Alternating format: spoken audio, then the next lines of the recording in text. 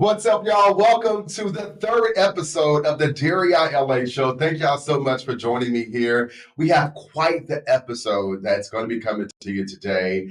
We got a lot to go through. A lot's been happening since the last time we talked. Thank y'all so much for the folks who are still listening, who still came back. I appreciate it. Listen, every little view means so much to me. So the fact that you're even still here with me on episode 3, it just means so much. So thank you so much for being here. Like I said, we have quite the episode. Listen, y'all, remember we talked about in the first episode about me going to the Kendrick and SZA concert and buying my ticket late, trying to get a good seat. I'm gonna tell y'all what happened with that. Let me tell y'all. Y'all gonna be like, you always like, yep. Y'all know I finessed it. I was there. And then also we're gonna talk about just transitioning into Charlotte. You know, I failed to mention my son, my little buddy Leo in the first episode. My mama like, you said all this other stuff about being the best friend and then and my son, but you ain't talking about your son. I said, yeah, you're right. So Leo, we're gonna talk about Leo and also mention some mess that Leo done got me in, him in, and listen, we're gonna talk about that a little bit later. But as y'all know, some great things happened even from the last time we talked. I was nominated for 3 more Emmys, y'all. Like, ooh, yes. So excited for that. And let me tell you, I'm just elated to even get 3 more Emmys. Hopefully take them home. I know I'm going to take them Claim home it. because God is good. That is absolutely right. So I'm going to talk about a story that is actually nominated. It was called The Billionaire Broke Girls. If you were with me at WNBF News, I know you're hearing her like on the side of the mic. I know y'all hearing her. Listen, she's going to come. So I'm going to tell you who that is in a minute. But listen, it was called The Billionaire Broke Girls. I premiered it last May, around the same time last year on WNBF News. Let me tell y'all, it got a lot of traction. We're giving an update on that. But for the folks who did not watch it, here's a quick snippet. Right. She literally took everything I had. 4 women speaking out for the first time, detailing investment deals gone wrong. There were a lot of red flags. Thousands of dollars gone in the blink of an eye. The North Carolina Department of Justice investigation underway, and the women's cautionary tale for you. Plus, I lost my home, my car got repossessed, my savings got depleted, my reputation has been tarnished. The last 3 years of my life, it really has ruined me. the Grand Strand businesswoman at the center of the DOJ's investigation, breaking her silence. And before I opened my Bible, I opened my mouth. And I'm paying for it every day since then. Why she's claiming she's the victim too in an exclusive interview. This is the Billionaire Broke Girls. This is a WNBF News Investigates special report. Good evening, I'm Darian Henderson. This is Billionaire Broke Girls, a WNBF News Investigates special report. We've uncovered quite the story about the risk of investing, but first, let's set the stage here. A self-proclaimed Grand Strand millennial mogul and her business partner are at the center of a North Carolina Department of Justice investigation connected to several investment deals. You'll soon hear from 4 investors of mostly women coming forward from the Carolinas and as far as Minnesota. This resembles something out of a documentary, but it's not a TV show. It's the reality of 4 women who say they were sold a lie with no refund.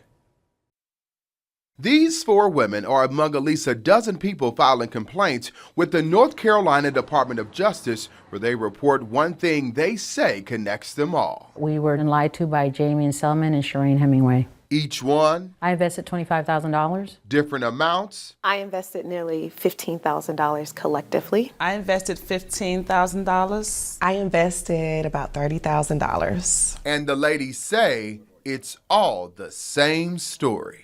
We were all anxious and eager to provide a better future for our families. Jeanette Vasquez, Leslie Briggs, and Candace Anderson and LaTanya Green all say this started with the promise of building generational wealth through investments in boats, vacation rentals, tiny homes, restaurants, and even a greenhouse farm. It just seemed like, okay, this is legit. However, the ladies say it appears to have all been an old game with a new twist. Here's the strategy according to the complaints. Start a limited liability company, commonly known as an LLC, pitch the money-making idea to potential investors, watch as the cash flow in, and run off with the money. Whew.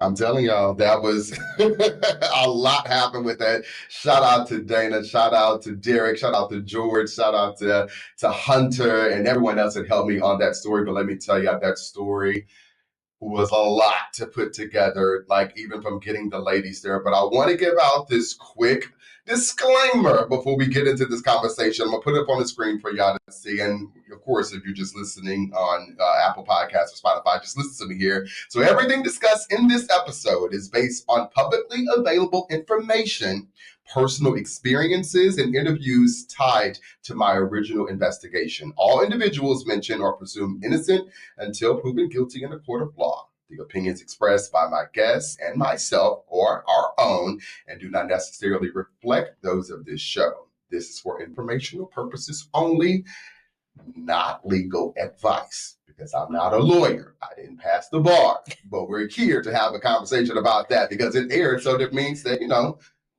Anyway, so moving on from that, let me introduce y'all to a woman that you just saw on that video. Jeanette Vasquez is with me here today. Jeanette, How are you?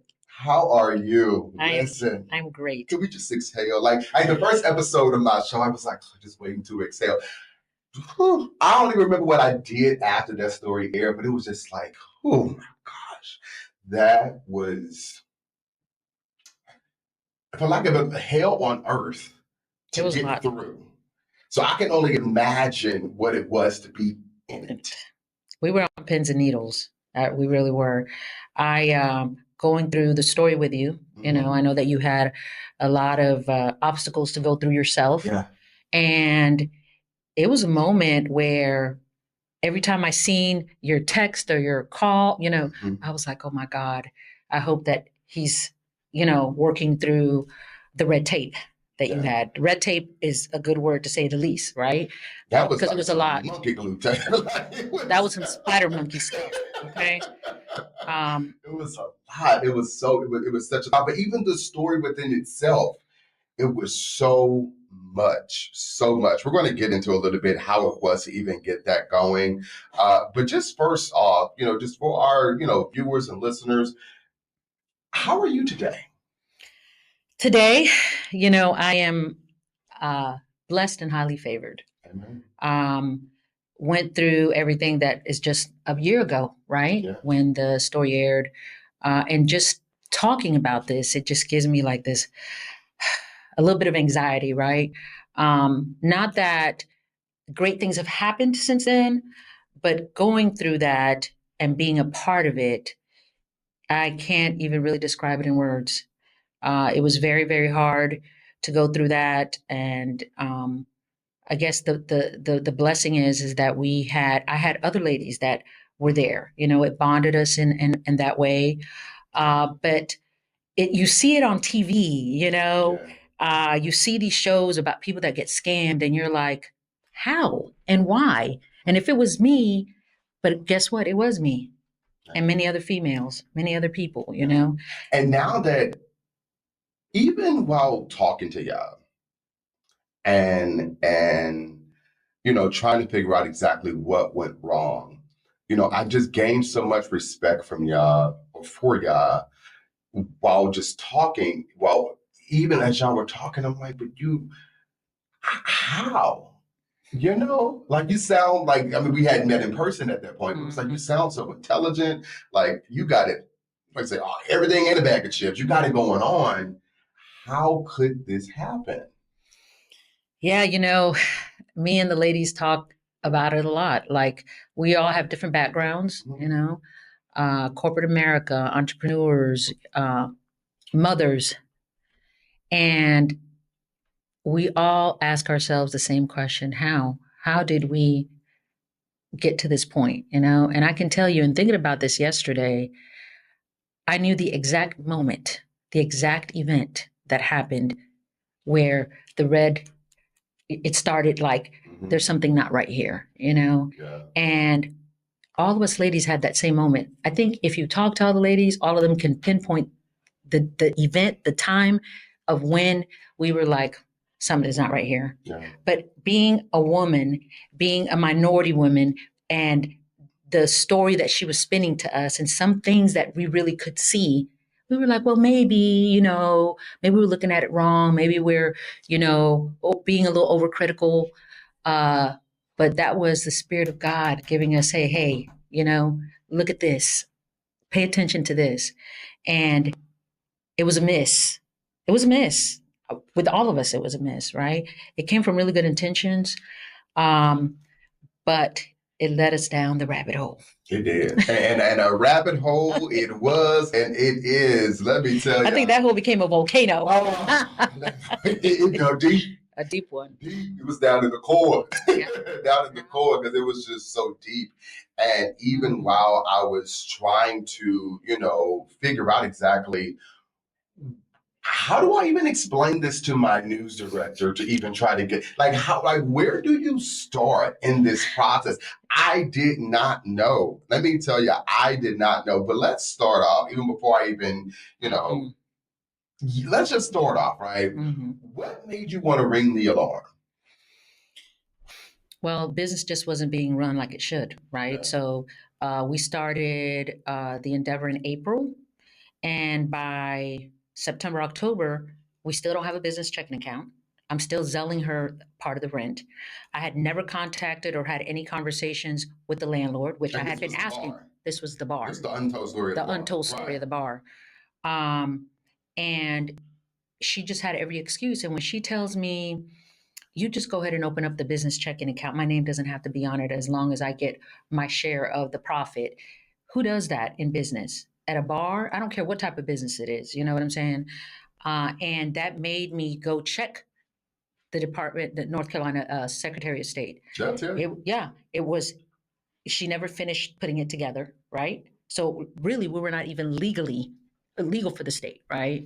And even if all that was in order, if I'm going to open up a checking account and you're on it, the Secretary of State, you have to also be on the checking account. And she couldn't get on the checking account. Things that we found out later, right? Because she's not bankable. So she was not bankable. And you found that out through your own personal research. Exactly.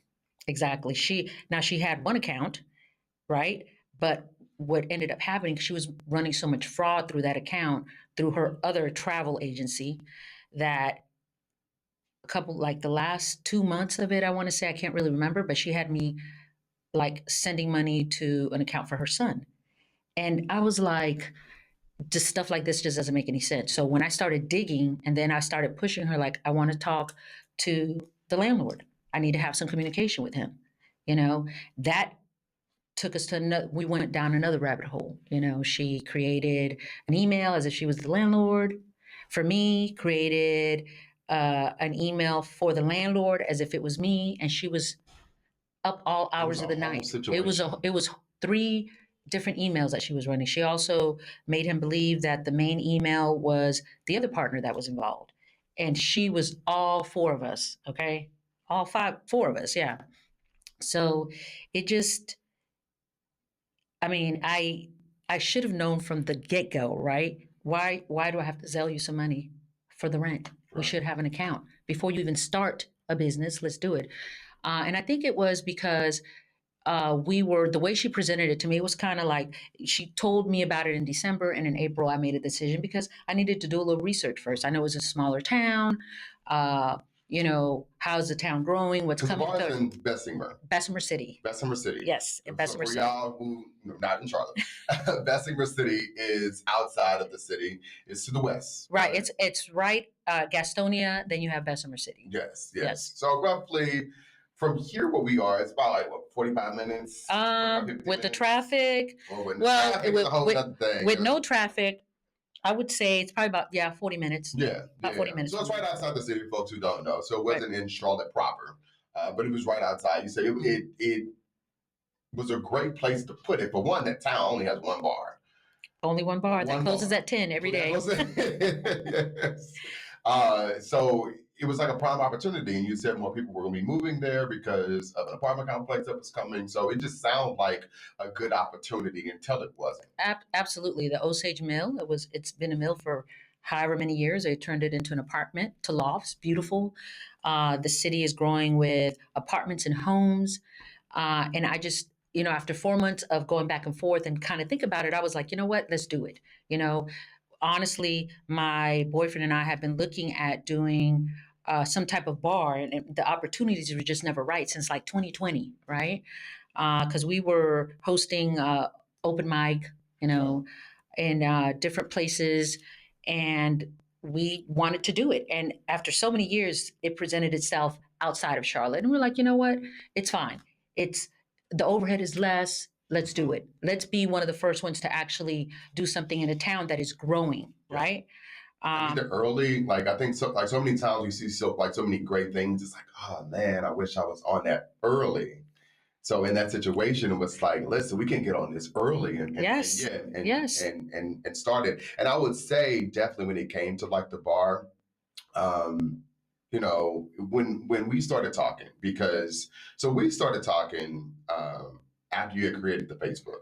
So eventually you just said, you know what, I'm going on Facebook, right? Mm-hmm. So everything was on Facebook. You guys were already going heavy on Facebook when y'all pretty much just got fed up with the whole process. So you're probably wondering, folks out there, like, okay, Daria, how did you get, how did that connection happen to you? So for full transparency, I, of course, was down in Myrtle Beach. A young lady who was involved in the situation dealing with Billionaire Broke Girls and the Tiga Hills Collective. We have a mutual friend down there. So I saw she was trying to bring a skating rink to Atlantic Beach. Right. She was trying to bring a skating rink to Atlantic Beach, which is a historically Black community. It's only 4 blocks down in Myrtle Beach. It's where Black people, the only place that Black people could go along the beach, along the coast during segregation. So, and it's still blocked off on Ocean Boulevard.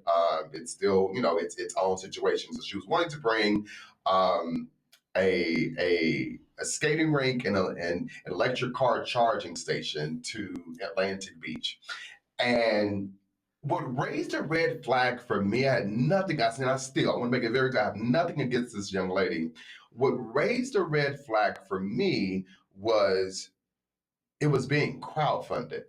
You were crowdfunding, and I'm like, easily a project of that nature is millions of dollars. I can't even put a figure on it because I'm not in business like that, but that's going to be millions of dollars that you're going to need. I'm not, and especially electric car charging, like that's going to take you already kind of being a mover and shaker to get that to happen. So it was just something I had in the back of my mind. You like it, I love it. Keep crowdfunding. I'm all for Black people getting into business and doing great things. So listen, I'm not going to put no money into it, but I hope the best for you. Right. And then she had posted on social media, on LinkedIn, and she had said that she was pausing the crowdfunding of the skating rink because, and she included this, because of false accusations. She did include that. And that, once again, ding, ding, ding, ding, ding, ding. I'm a journalist first, okay? I'm a journalist first. So immediately when I saw that, I said, wait a minute. Now, you just could have said, okay, we're just putting it on hold right now. And I just would have thought nothing of it. I just would have gone, oh, okay, well, I didn't think that was going to work anyway. But like, okay, you put it on hold. But once she said, because due to false allegations, I said, where is folks going to be talking about this? Facebook? First place you went to. First place. I remember vividly, listen, taking my phone, swiping up, and moving over to Facebook, get me on there. Searched it, and bam. The floodgates open, and that's where I saw the Facebook page you all made for the business partner. And I was like, what?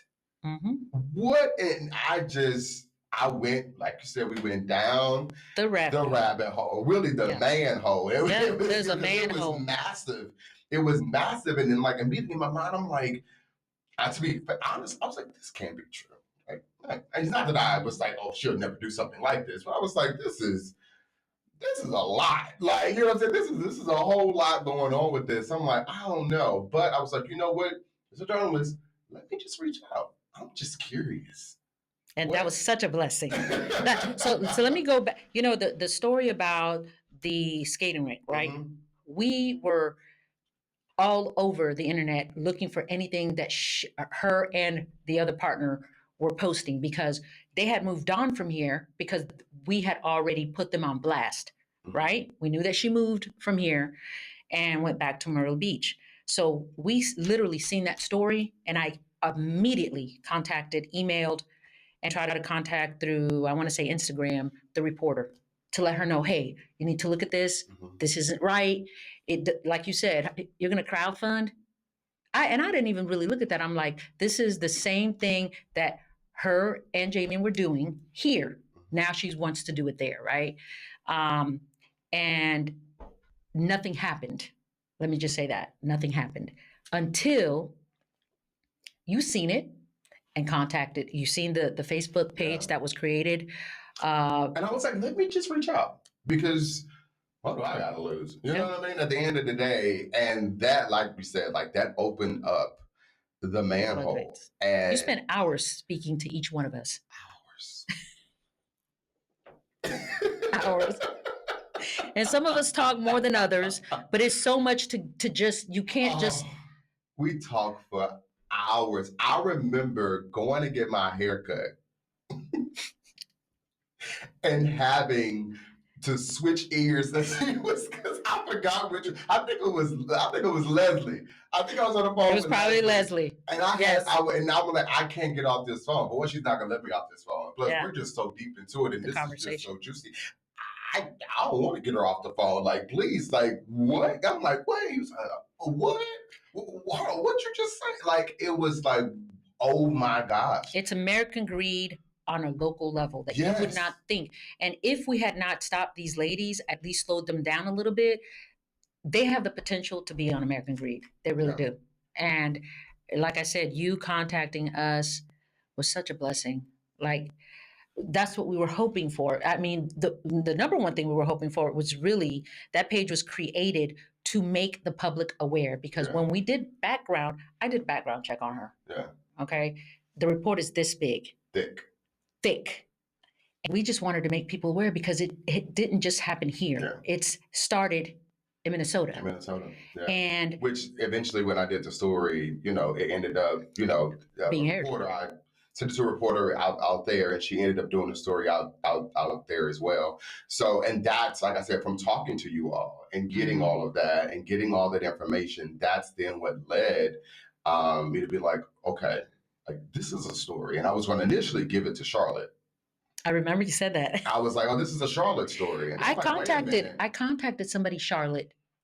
They never responded. That's all I can say. Well, I'm glad they did, because now I'm Emmy-nominated. Yes. But I was like, oh my God, like, this is a Charlotte story. And I'm like, wait a minute, no, this is a Myrtle Beach story as well, because one lady at the center of this, and I did my due diligence. I contacted the North Carolina Department of Justice. I just started contacting people and doing my own due diligence on the background. And I'm talking, I'm like, send me over your stuff. And y'all was so thorough.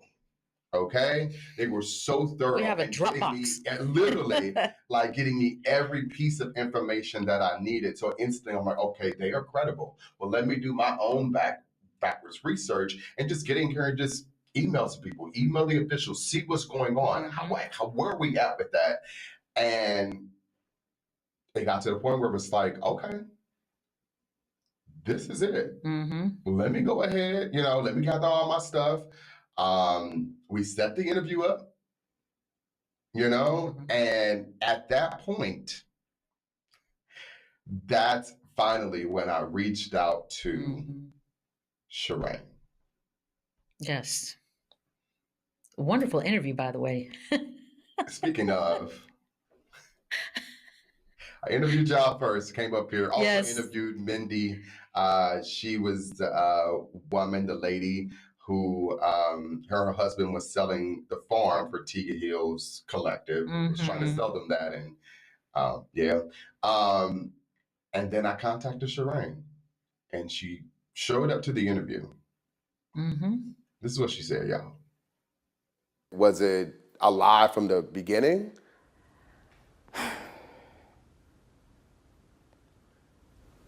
It was a dream. Though Shireen Hemingway says she chose ambition over her sense of judgment, she's opening up about her failed 3-year business dealings with Tiga Hill's Collective, Billionaire Broke Girls, and business partner Jamie and Selman. The Myrtle Beach native recalls meeting Selman on Facebook in 2020 and gravitating towards her energy. I have a passion of essentially taking generational curses and turning them into generational wealth. And so to meet someone who had come from such a hard background, understanding of where she was now, knowing of who I was, I really thought they were kindred spirits coming to meet. In the initial email, it said y'all had 2 Airbnb properties in Charlotte, an 11-acre container home development by Compartment by BBG Luxury, and then a villa in Las Vegas. Did y'all have that? I am aware that there were promises made with my name and with this business name that may not have been true. Where did you learn from all of this? What have I learned? Yeah.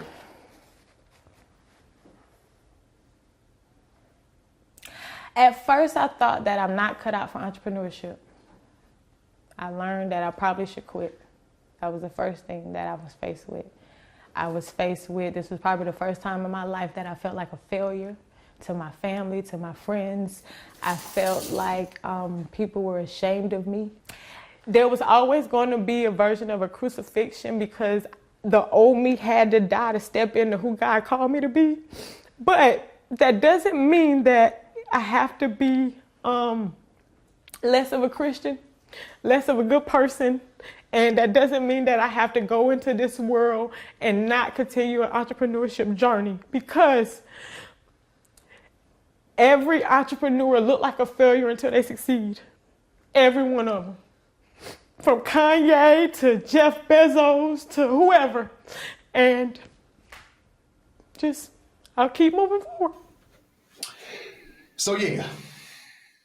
That was a nice interview, wasn't it? For one, I'm just be completely honest. I was surprised she showed up to the interview.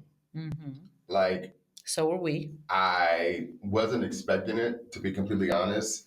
I just wasn't expecting it. And it wasn't because, I don't know. I just wasn't expecting her to show up, because even that morning she texts and she was like, "Hey, it's storming outside." I'm like, "Yeah, it's gonna be over by the time our interview." And I was thinking it was kind of her kind of moonwalking, having second thoughts, about the whole thing. And then I went to our interview location and she showed up. Yeah. And we sat down and we talked for more than an hour. We sat and had a conversation about that situation, And even before that, even leading up to even asking her, trying to figure out what was going on, just revealing our conversation, she was like, so what's going on? I'm like, listen, this is about what happened with Tiga Hill's Collective and the Billionaire Broke Girls. I was like, what happened, right? We're doing a story on it, and we would love to get your side of what's going on. There was one thing I hold strong is my journalistic integrity. I didn't promise nobody anything. I didn't promise y'all anything. I didn't promise her anything. I just told you I was going to do the story. You weren't biased about the story. You were just Completely. looking at facts. Completely. And even going over to, when it came to even reaching out to y'all, I was very, very, very intentional within the first minute of us being on the phone, I gave you the disclaimer. Hey, I don't know her personally. We don't go out to brunch or lunch together. I don't even have this lady's number. But we do have a mutual friend. I remember that conversation. Yeah. And I said it to every one of the ladies that I spoke with. I said it to you. I said it to Leslie. I said it to Tanya. Yeah. Everybody. Yeah. Yeah. That mutual friend is who we. I said to Encantus. I literally, and I was like, you can take it or leave, not take it or leave it, but like either you're going to be cool with it or not. I understand. Right. But I have to let you know that, because clearly y'all have been finding her stuff late. for the last year or so, you know? So I would hate for, you know, us to be doing all of this and it's like, oh, you never told me that Right. you knew this, Right. you knew her. Right. Or I don't think we ever took her. I mean, yeah, we took a picture together like on like the beach one time. It was like a bunch of us in Myrtle Beach. I didn't want, I just saw this picture with like, you know, I didn't want any of that coming back to be like, Right. oh, well, you didn't tell us that. That was the first thing. Transparency. First thing I said, Yeah. you know? So like I said, so for her to come and like I said, we had a very extensive conversation. You know, and it wasn't, you know, and the reason I say this because there was so much blowback from her after the story aired, or even right when I even put out the promotions on social media. And it was just like, well, what are you talking about? We literally sat for an hour and we had this entire conversation. Not once during that conversation did she ever say, oh, I can't talk about that. At all. Oh, that's not something that I can talk about. You talk extensively about everything. Well, she's a fast talker. She's a fast talker and she talks a lot, just like Jamian. And that fast talking and that diarrhea of the mouth is what got them in the situation that they're in right now. You know, we started putting stuff together as stuff was coming out of their mouth as well. You know, and just to backtrack a little bit, that mutual friend that you had that you gave us full disclosure on, we literally bombarded her with DMs and emails. I did. I found it. I sent it to the ladies. We're, you know, and nothing happened. So imagine how elated we were when a reporter actually contacted us. Not who we thought it was going to be, right? But like you said, the curiosity, you know, the stuff that you've seen out there, and then you just came up on the story. You know, you reached out and it was a story to be told. And I'm so glad that you did it. I'm elated. I don't even have words for it because it's an Emmy-nominated story, you know? Yeah. You did your thing with your Thank you. Thank your you. And I did research. it right before I went on vacation. I went Yes, on I a remember. cruise. Yeah, I went on a cruise the next week. Like I got everything. I'm like, okay, cool. I got a huge project when I get back. But I'm about to go lay on the beach. Okay, I'm about to go lay on somebody's beach and be, you know, drunk and belligerent on somebody's island with my mama real quick. With your mama. Right. So I'll be back, you know. But it was just like I knew when I got back I had a lot. And so needless to say, you know, I got back. I knocked out. I already had the first story already written.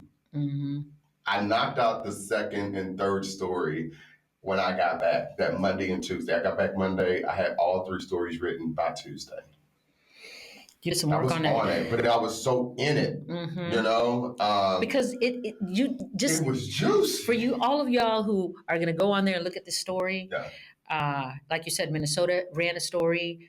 The Gaston Gazette also has a snippet of it because they interviewed us when we, you know, opened up the lounge.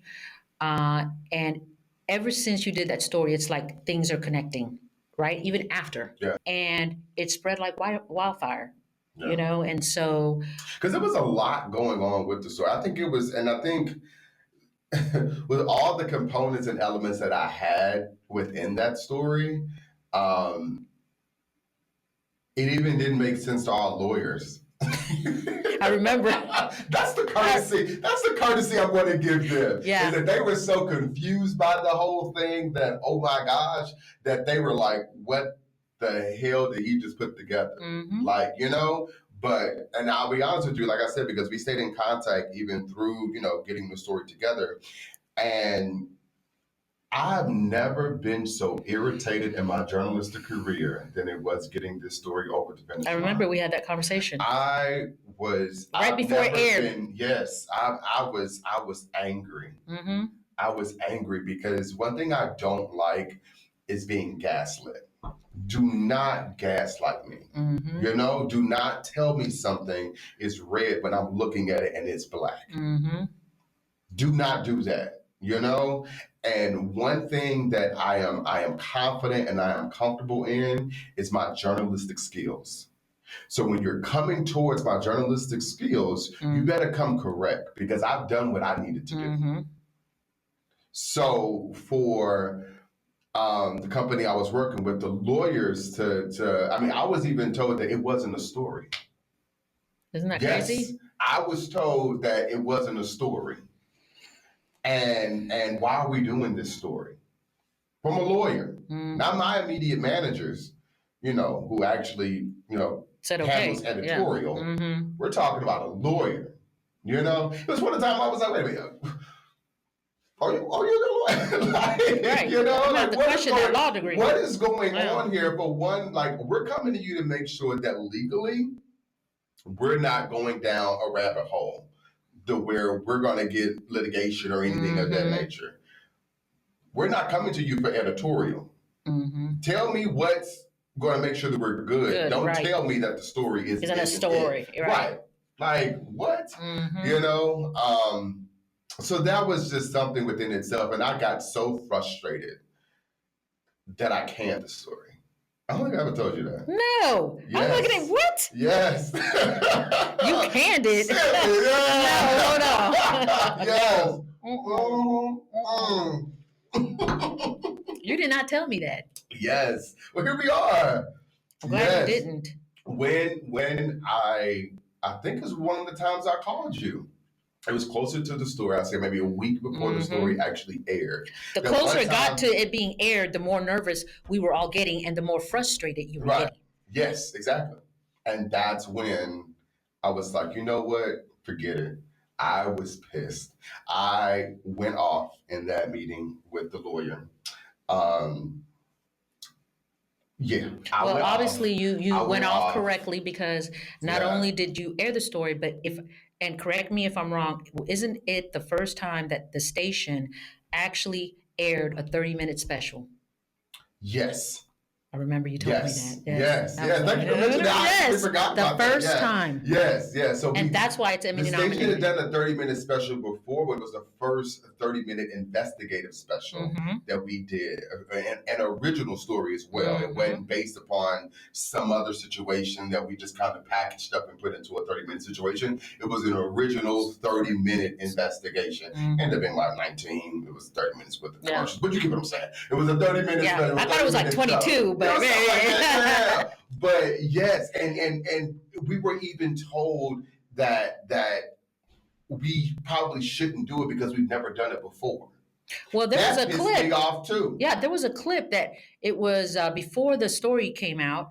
It was a clip that y'all showed, but did not show in the story because they canned it. It was a mess. Yeah. It was a mess. So I got so mad that in that meeting I said, you know what? Forget it. And I left. I left the station. I think I had to go get a haircut. And I went to get a haircut and I was like, and he was taking it was the longest haircut of my life. Because I'm like, hurry up and get done so I can go. So I'm pissed. I was at the point that I was about to use a clause in my contract to get out. That's how pissed I was. I was pissed because if I'm not allowed to do my journalistic job, then what am I doing here? Right. What am I doing here? And that's what, that came into my mind and it just irritated me. It irritated me. So I believe I did. I didn't tell you that explicitly that I canned it, but I was like, I know you were pissed. I was pissed. I've never been that mad in this. I don't let stuff get to me like that. I just don't. But being gaslit and being told something is not a story and something is what? And then telling me what? Telling them like we shouldn't do it because we've never done it before. So what? What are you talking about? And then it was the process of even getting the promotions together. I'm like, this is a 30-minute. Finally, thanks to my GM, I got the story over the hump, and he was like, we're moving forward with it. We're gonna do it. We got a new lawyer. We got switched around to a new lawyer within, of course, our same team of lawyers. And one lawyer said, can the whole thing before, and then, like I said, I talked to the right people, and then we sent it to the other lady, and she said, it's all good. Just change this one thing, and you're good to go. Yeah. So how did this same story go from you can't air none of this to correct this one thing? And it was a hell of a story. It was a hell of a story to the point where, again, it's Emmy-nominated. Emmy-nominated. And it's Emmy-nominated twice. And I think that's what has me happy. So the first, of course, Emmy nomination it's in the business category. So it's nominated there, but it's also nominated. I'm nominated for my investigative work. As an investigative reporter, I'm nominated in that category. The only thing I entered in that category was the Billionaire Broke Girls. So when I see that, what it tells me is that not only did the story itself get nominated, my journalistic work was nominated. Yeah. And I'm elated for that. That, like once again, from being told that the story just shouldn't run to not only the story itself being Emmy nominated, the journalistic work that I put in is now Emmy nominated as well. And it's already won an award too. It won with the RTDNAC. It's a award situation with between the Carolinas. We pretty much face off. So that's already won. It won. All right. Yes. Just happy about that. But like it was just so much. And then finally to get to the point, it airs. How did you feel afterwards? Let me tell you. First of all, let me say this. I cannot thank you enough and your team that worked on it. It doesn't just say about your journalistic skills, but it also tells me about your perseverance as a human being, as a person, and in what you believe in, right? Because we're all told no many times in different phases of our life for different things that we're doing, but it's the ones that persevere that can get things done. So I thank you for that. When the story came out, I was just happy that somebody is paying attention to us, right? We're not just the small little victim, that we're not worth the story being told, right? Because we did a lot of this on our own. And you know what other problem with it? I guess not my problem, but just what kind of just I think irritated me too, which is what we see a lot, really just in our world as a whole, was Black women. And all melanated, and not believing Black women or minority women, and not listening to them, and not giving them the space to be mad, to be angry, and for something like this to happen to a group of Black women from Black women. From Black women. Okay, because almost all of us are melanated. Yes. I can count maybe 2, I think maybe 3 that were not minority women, but they were still women. Yeah. You know what I'm saying? Yeah. Still of a minority. Right. And the fact that you, with no remorse, will look you dead in your face and promise you and swear on her children, she will swear on her soul that she's telling you the truth. Yeah. But all you got to do is just scratch the little surface, and none of it ever makes sense, So it was just horrible. It was horrible, really, but it was a great. Let me tell you that I can't say it enough. Yeah. I cannot say it enough. You putting that story out there made us feel validated. Even and afterwards, I want to say the Secretary of State? They've contacted us. They're doing an investigation. It's still, the wheels of justice move slow, but we are. We know that something is going to happen, whether it's sooner or later, it's absolutely going to happen. Hopefully this will also, bring some more awareness to it, because she needs to be stopped. She has always been a fraud. And this is the sad thing, right? So when we decided to move forward, it was consuming my life. I'm going to be honest with you. Yeah. My family, all of them, they were like, because I work for myself. It could be so easy just to say, you know what? Let's just be done with this. Right. Let's just be done with it. She stole $25,000 from me, whatever. Let's just be done with it. Let's just move on. Away with it, move on, and just open up a bar in Charlotte somewhere. Right. But you opened the bar. I opened the bar. You opened the bar. I opened the bar. BC Battery Lounge in Bessemer City, in beautiful Bessemer City. Yes. Okay. So great vibes. It looks gorgeous in there. People don't have to come to Charlotte to get the same vibe. Let me tell y'all, when we showed up for the interview, it was dusty. I said, now, Lord, what is about to happen in here? She said it's a bar. I mean, I see the vision.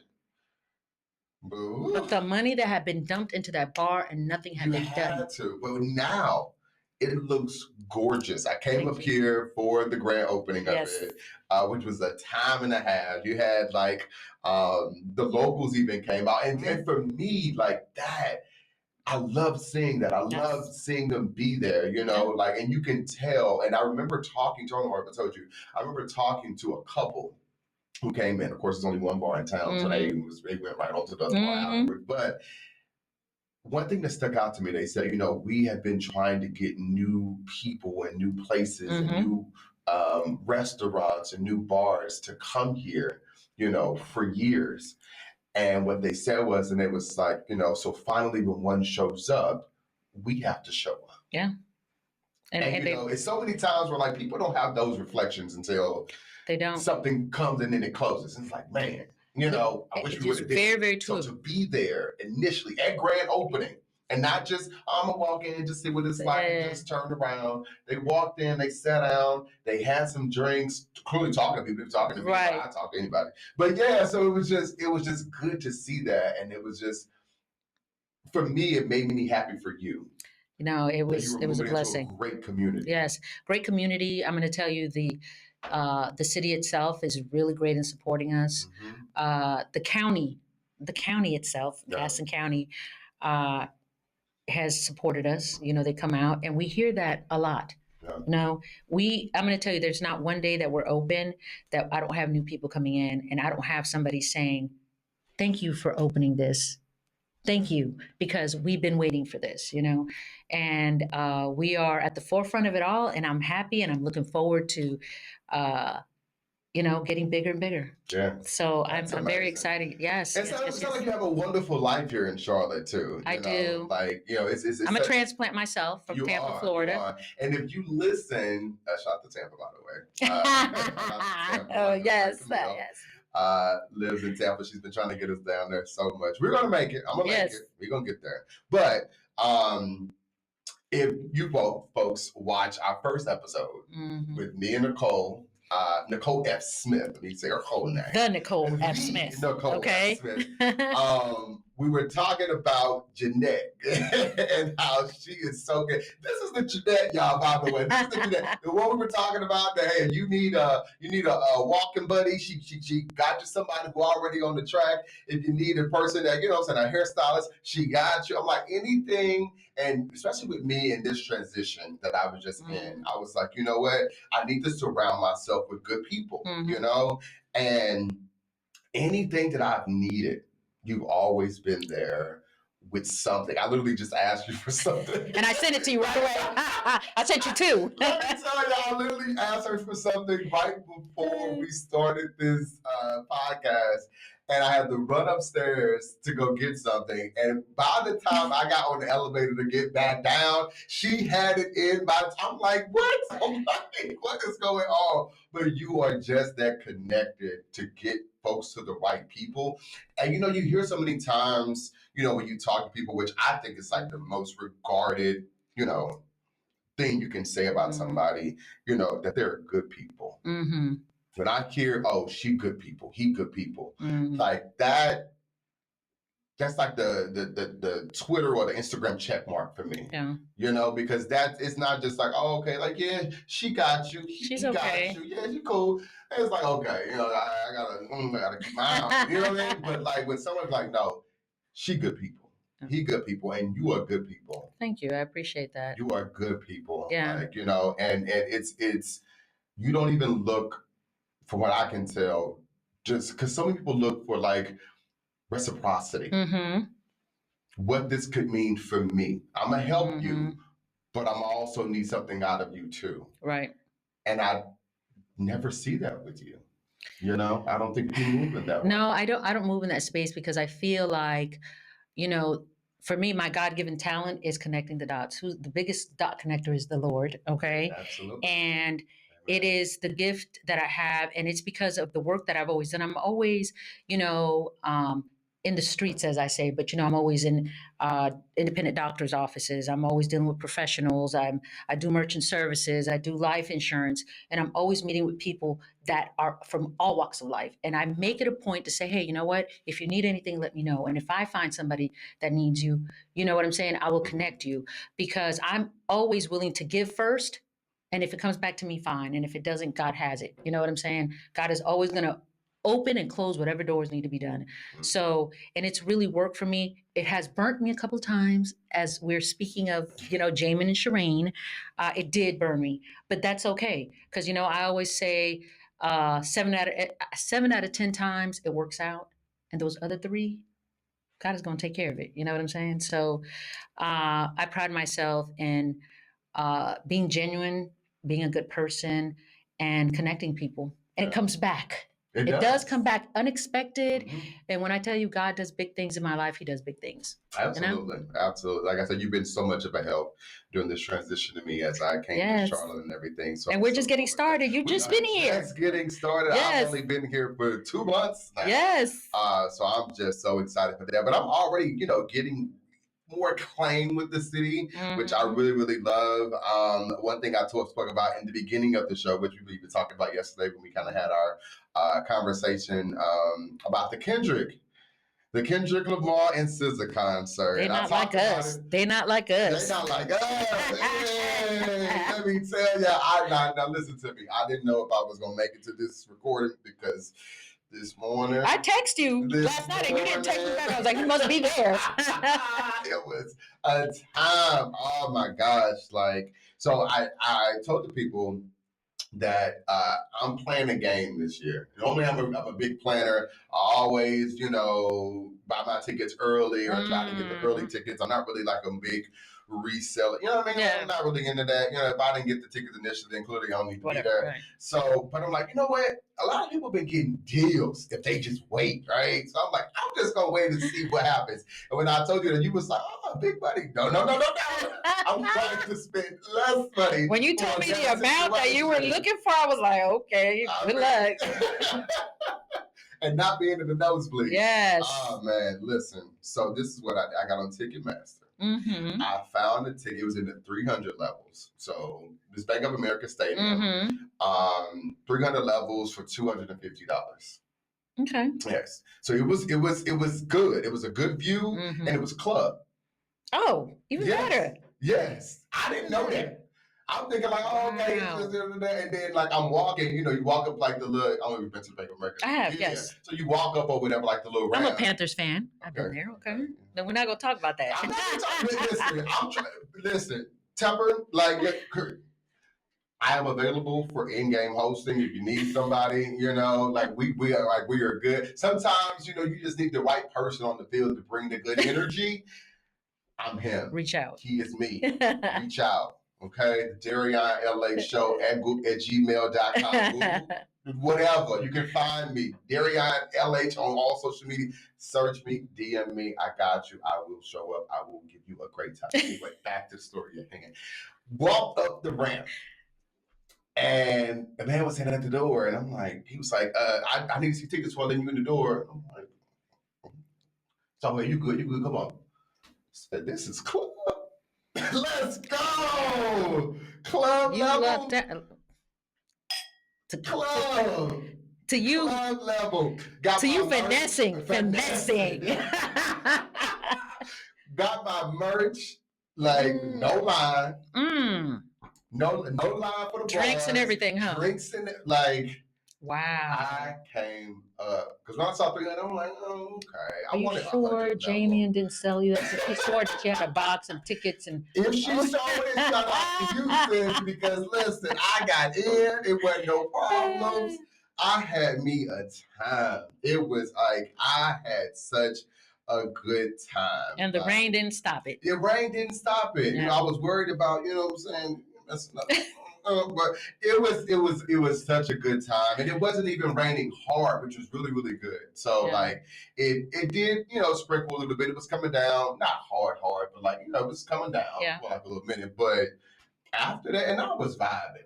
So I wouldn't even, I done seen a whole bunch. My sister-in-law went with her husband. Yeah, it was. They had the little rain things on. It was a lot of ponchos. Yes. Yeah, there was a lot of ponchos out there. A lot of folks with their ponchos on. I didn't have a poncho. So I'm sure you're going to do this at every concert. Yes. So Beyonce is going to Atlanta, I don't know, sometime this summer, like July or something. So I plan on doing a Beyonce concert too. I'm trying to go to Beyonce in London. In London? Yes. Oh, okay. Put me in your bag. I might. But yeah, it was so good. Kendrick did such an amazing job. SZA, I've seen her. SZA at every stage of her career. I've seen her in a very small setting. So you went to the Control. I went to the first album. Yes. Yes. And I didn't even know who she was. Really? I didn't know who she was. There?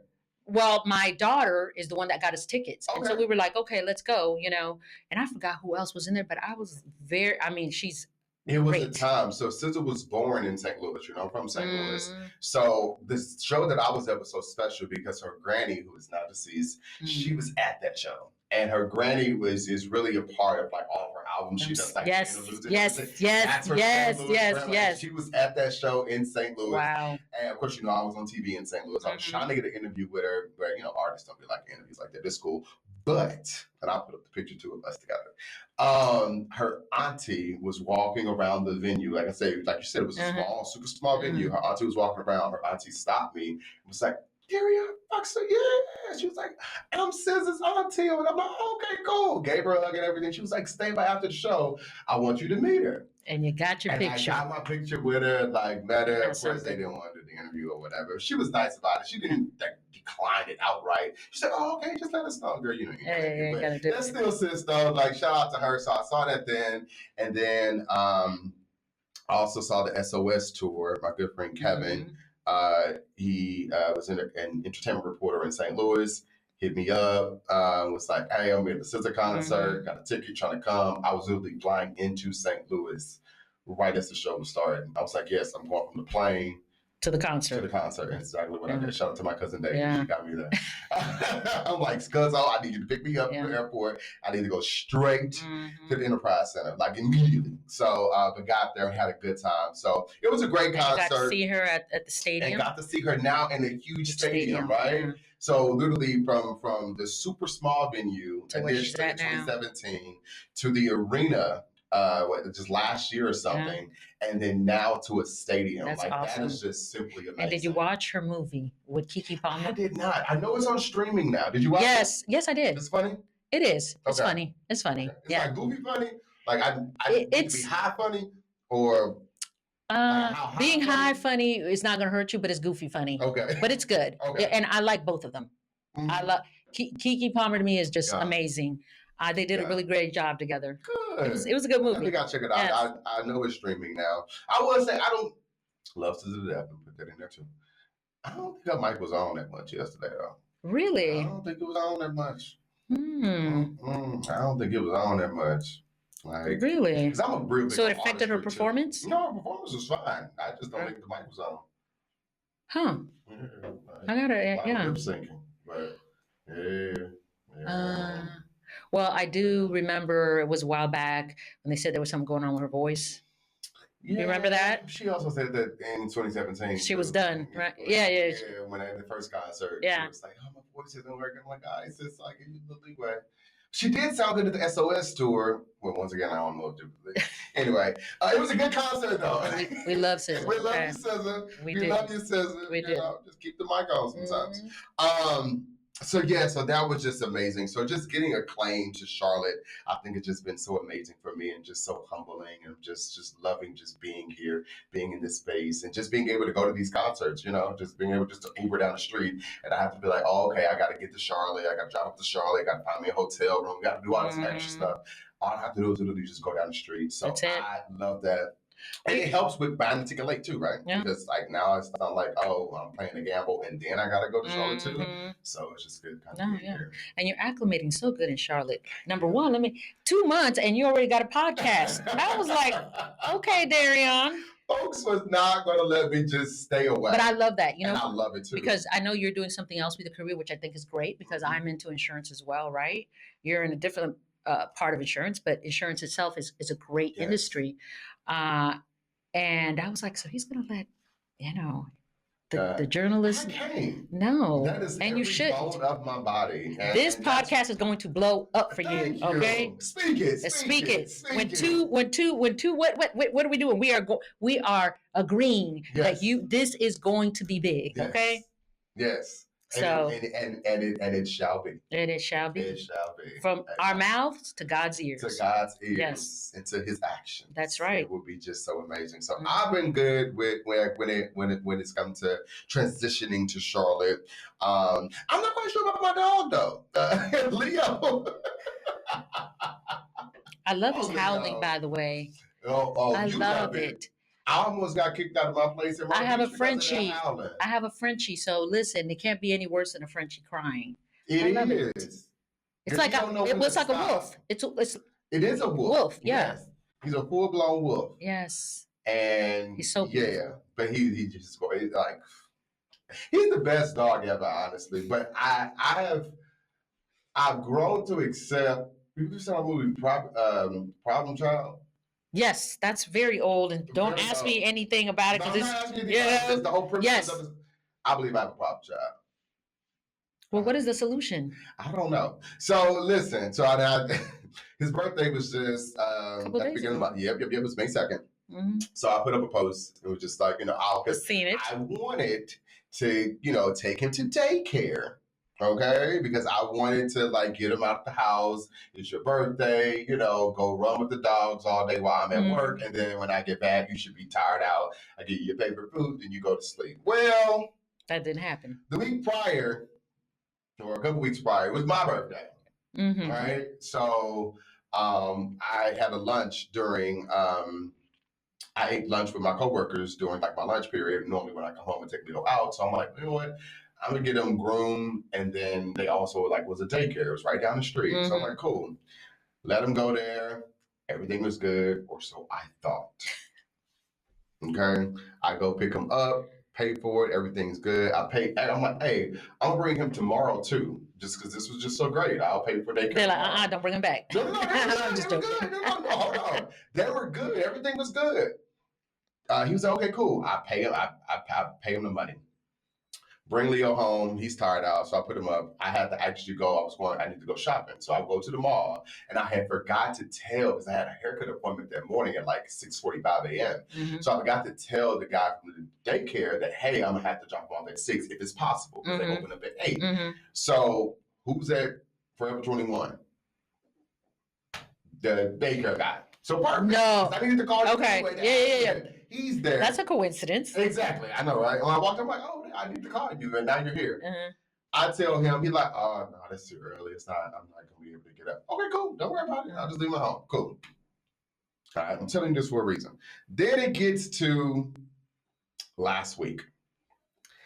I'm like, okay, because I still have that credit. Mm-hmm. So I'm like, let me go ahead and just, let him go to daycare, just why not, right? Right. I go to drop him off at daycare, and the man's like, hey, just want to give you a heads up that I think he was doing a little bit of instigating with some of the other dogs last week when you came or whatever. I was like, oh. Instigating. Oh, I don't know. I'm like, oh, okay. In my mind, I wish you would have told me that. Yeah. Right. Okay. It's so anyway, so drop him off. I go to work. 11 o'clock, I get a text message. Hey, I don't think this is going to work out with him being at daycare. He was snapping at some of the smaller puppies. So I had to immediately put him in a crate. So it'd probably be best if you come pick him up. So now on my lunch that I thought I was going to be able to chill at, now I got to go pick up Deal my with the dog problem child on my lunch.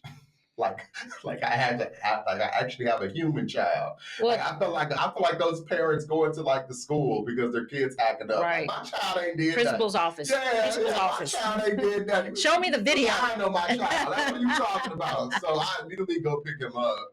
And I was just so irritated about that because I feel as if you had multiple times to tell me that at Forever 21 would have been a good time for you. Right. You could have told me when I picked him up. You could have told me at Forever 21. You could have told me yesterday when I called you to schedule this daycare before dropping him off. You could have told me that then. You don't tell me until I come up, and then 3 hours later you tell me that I'm Come pick him up.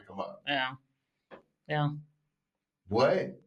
So I don't know. I don't believe it. My child ain't did nothing. Even if they pull the camera. But you know, that's how we are about our children. Yes. And listen, dogs are like children that never leave the home until they die. Okay? We chose them. So we got to take care of him. Yeah, but he's a beautiful dog, and it looks like you take very well care of him. I do. I do. Spoiled. Spoiled. But beautiful. He eats salmon every day.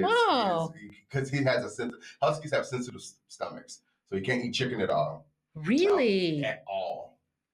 He cannot eat chicken at all. I found that out early with like the pet food that his breeder gave to me. And like it messed his stomach up. Even treats messed his stomach up. And then I had to do a little bit of research. So everything is fish for him? Everything is, salmon. Wow. Even like the wet food that I buy is salmon. Yeah. Mm-hmm. His dry food, like kibbles or whatever, salmon. Really? Mm-hmm. I mean, I don't eat pork, so I wasn't giving him like pork treats. Now I kind of a little bit lenient about it, like like. So he likes it though. He likes it now. Yeah. So I started giving him that a little bit, but he is. So child is spoiled and expensive. Yeah, he is like his daddy. Listen, there's nothing wrong with it. Okay. There's nothing wrong with it. It looks like he's very, very well taken care of. He is. So he is good, and I think he's happy for like the most part, but it's gonna be just a transition. And he hasn't been howling, and he's probably howling right now. But the good thing about it is the place I'm staying at now, like I believe is concrete. Yeah, so everybody can't hear it. Exactly, because I was getting complaints up until the day I moved. Wow, out. I bet you they were like, when y'all left. Yes, they left the building. I even tried to like extend it out a little bit because I was just in that transition period. Like, can you just give me to the end of the month and I'll just pay the They're like, no. I was like, yeah, no. You got to go. Sorry. No. Here's your deposit back. Literally. So it was just like, man, like, you know what? Animals are a whole different type of, thing to take care of. So absolutely, but it's been good. It's been good being in Charlotte. Like I said, and it will get better. It will just get even better. Yeah, yes. Because we're starting off right. But I just want to say thank you so much for joining me here. I'm so excited for once again just the Emmy nomination for the Billionaire Broke Girls. I can't wait to text you a picture of it in yes. Event. I just can't wait. You might need to tell me when the event is. I mean, if I can go. It's nothing for me to hop on a plane and go. It's down in Atlanta. Tell me the day. Yeah. Listen, me and the Nicole S. Smith and Leslie Briggs, we will go. Be a big part of that story. We're a big part. Absolutely. I would love. I could just see you in my mind's eye. You're gonna get it. Okay, that's awesome. Even just the nomination is a big thing. Especially with who you're competing. So. We didn't talk about that. Yes, listen, because I'm trying not to think about it too much. And honestly, because also I have put that against myself for so long that I stopped thinking about it. Because at the end of the day, my talent is just as valid as theirs. Absolutely. Okay, I'm just as good as you are, And absolutely. Me thinking about it would just get me doubting myself. You know what I mean? Don't doubt yourself. And it's like, bet on yourself always. Always. I'm putting money on my name every day of the week to see what's gonna pop off. And if not, you know what? I'm gonna kick it anyway. Doors are gonna open up. It's gonna open up like crazy. So I'm just so excited.